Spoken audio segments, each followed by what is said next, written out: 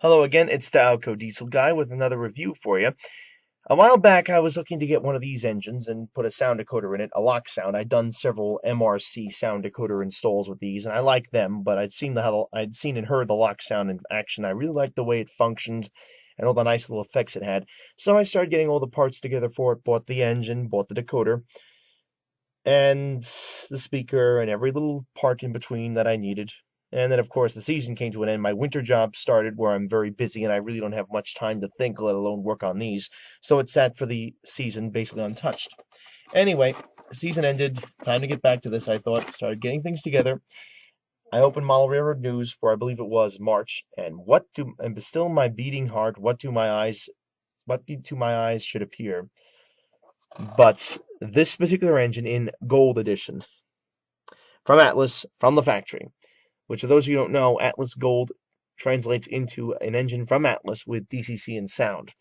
So I just basically did all that work for nothing. I usually prefer to get the thing with the factory sound installed, even though some people get therapy out of it. I do enjoy installing decoders, but I find that a lot of times the factory version is always better, and if I can get a factory, I tend to go that way. Anyway, with all that in mind, I basically decided to cancel an order for two other engines I had pre-ordered, which I'd lost interest in anyway, and instead quickly threw these two engines on the same budget. I got one in New York Central, and this one over here, a Spokane International engine. Interesting paint scheme. I didn't even know this railroad existed. This particular unit, of course, like all Atlas engines as of late that have been dramatically retooled by the company and have been slow to come out due to production problems at any rate, has been very much updated in every way. We see that the railings have been made skinnier, so they look more realistic. The details are very nice. You even have this nice little marker. It's hard to really see on camera, but on the front by the shutters, it now has a clear inscription, "Danger Automatic Shutters," which is something that wasn't there before. The crew remain inside the cab, and the brake valve seems a little bit more realistic, more three-dimensional. The redesigned journal bearing style trucks really look nice. It's just overall a very well done example. But the big difference again underneath is not so much this, it's underneath the hood, and that's with the LOK sound system. So let's take a peek. Under the hood of the diesel, we can see just why this engine, which is something I didn't mention before, never was made available with DCC ready out of the factory, in other words, in the silver trim, as Atlas calls it. As we can see, there is literally no room to move in here, and to get the speaker in place, what Atlas had to do, if we look very carefully, is make the speaker box transparent and actually shine the light straight through it. There's a little light bulb right in front of this here. Very, very, very hardcore stuff, and that was all just to get this thing to fit in there.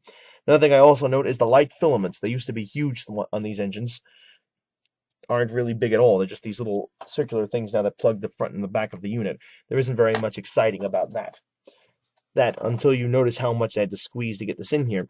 In short, this engine has really been over-modified to get just that sound system in, and you can really see now why Atlas never really did get this engine out in a DCC-ready fashion simply because it was so difficult. The only way up until this point to get DCC on one of these engines was to buy a classic version, which was the only version available.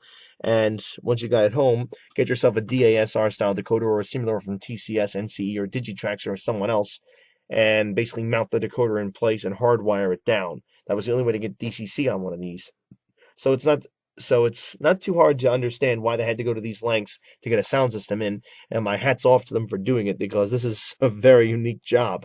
The sound on this unit, I have to say, is very strong. I'll demonstrate that in a second. It has all the LOK sound features I come to expect. Second, again, you'll see more of that later. But to get it in there, you really have to marvel at what they had to do to get this done. Another thing I note is they have the cheaper version of the motor in here that a lot of people have noticed popping up. This also has happened here. Apparently, Atlas is cutting corners now. I don't notice much of an issue running slow with the unit, as some have complained about, but I do notice it isn't quite the same quality as what was in there before. Not a bad motor, but not great either.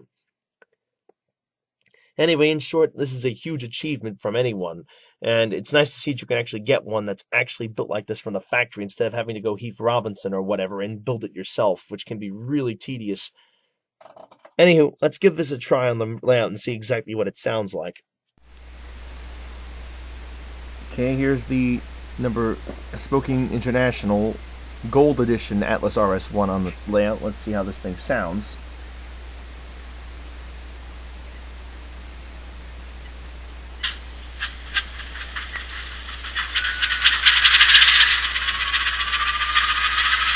Again, ESU lock sound. And this thing is very loud. I usually have to adjust the sound to do a video like this, but this thing came this loud when I got it.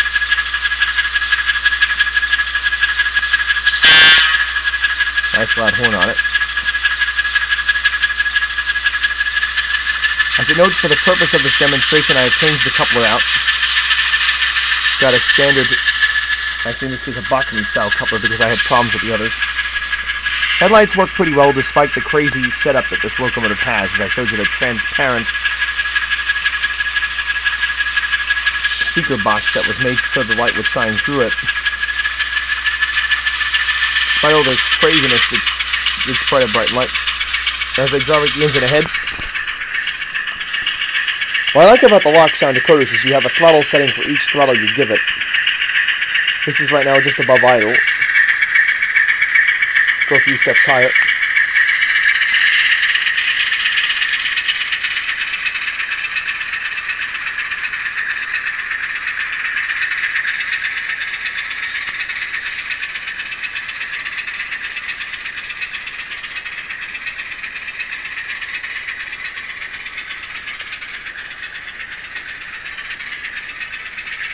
And let's go a bit faster then again.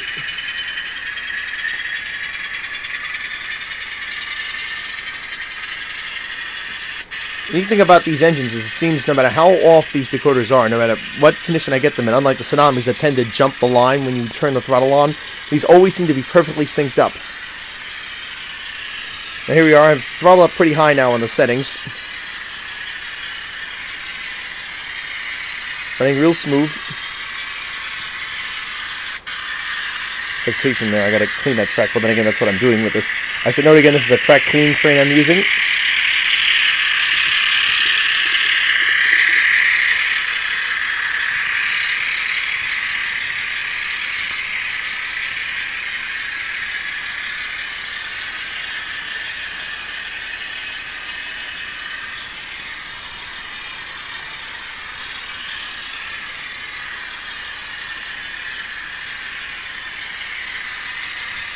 One little difference I noticed that this doesn't throttle back as you say at full throttle. On most ESU engines they'll actually throttle back after full throttling for a while, which is realistic to maintain the speed. Let's back up the throttle a bit.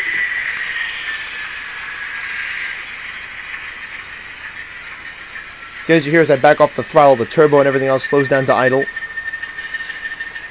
This is me not doing anything, it's just staying on idle right now. Then once it reaches what the engineer's speed would be, as is realistic, the throttle comes back on again. It's a nice little effect built into this, and I really like it.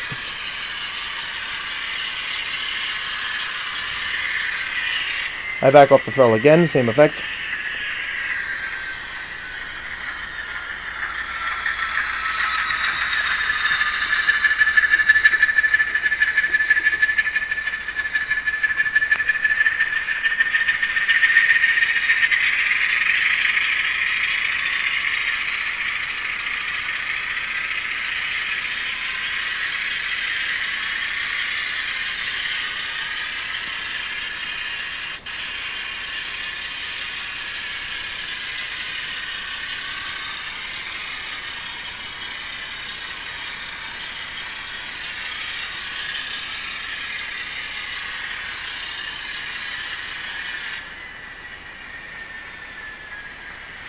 As I back down the throttle again, same effect. Nice, back to idle till the train gets to the speed it needs, and then it'll throttle back up by itself.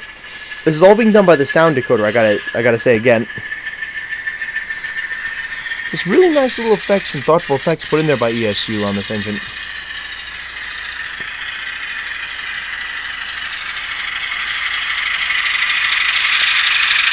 Now I'll bring it to a stop.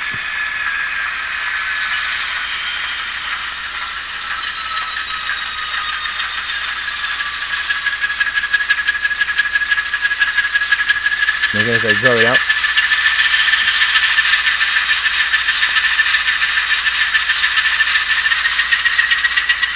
Kind of hard to tell again as I accelerate the train up to speed, but the brakes do let off.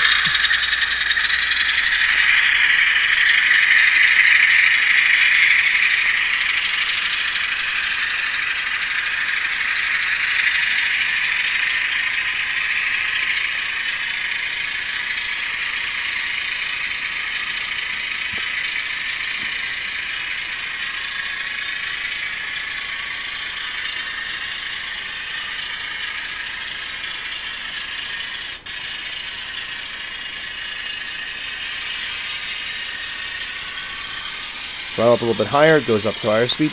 Nice little effects.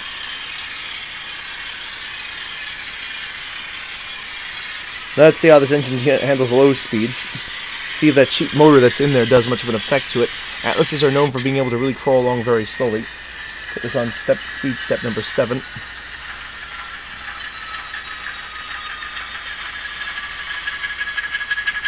This is without any tuning from the factory, as you can see, straight from the box. And as you see, it actually crawls along pretty well despite the cheaper motor.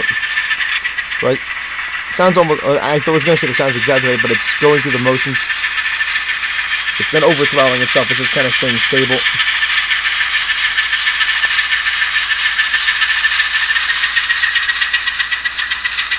So overall, a lot of nice little features built into this guy.